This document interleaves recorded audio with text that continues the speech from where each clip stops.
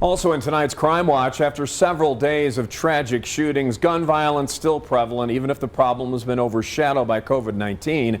Data from the Gun Violence Archive shows that more deaths occurred in connection to gun violence in 2020 than we've seen the last 6 years. News 5's Natalie Chuck continues our coverage, breaking down the state of gun violence during a pandemic.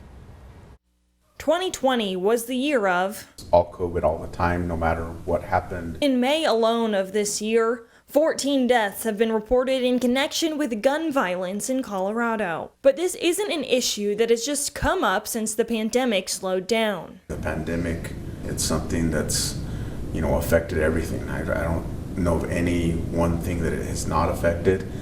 And definitively it affected crime rates. The Gun Violence Archives show that nationally, nearly 20,000 people passed away due to gun violence during 2020. We've had a lot of homicides.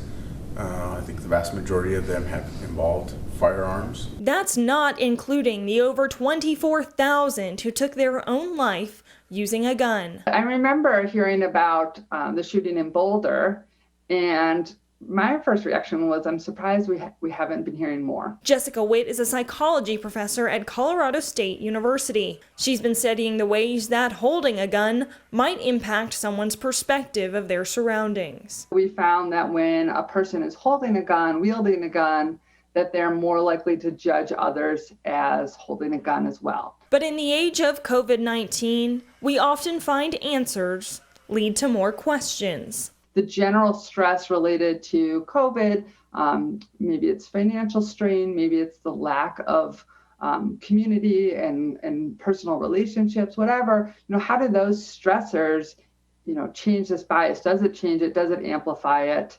And those are the studies we're hoping to do in the next coming years.